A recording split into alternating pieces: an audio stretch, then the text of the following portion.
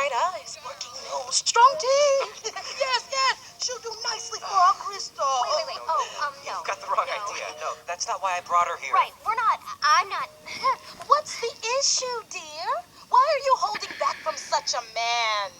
Is it the clumpy way he walks? What? Or the grumpy way he talks. No. Or the pear-shaped, square-shaped weirdness of his feet. Hey! And though we know he washes well, he always ends up sort of smelly. But you'll never meet a fellow who's as sensitive and sweet. That's nice, but So he's a bit of a fixer-upper. So he's got a few flaws.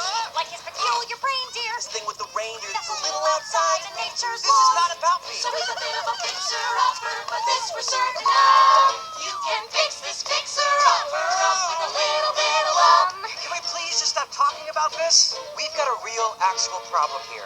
I'll say.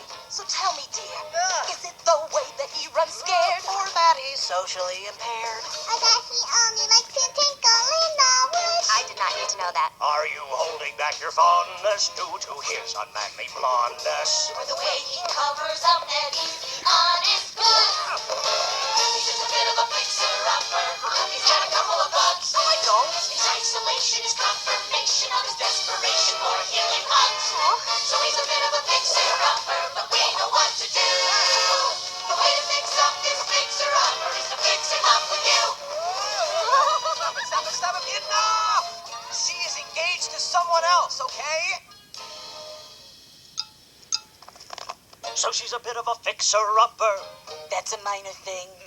Her quote engagement is a flex arrangement. And by the way, I don't see no ring. She's a bit of a fixer-upper. Ways a bit between. Get the fiancé out of the way, and the whole thing will be fixed. We're not saying you can change him, cause people don't really change. We're only saying that love's a force that's powerful and strange. People make bad choices if they're mad or scared or stressed.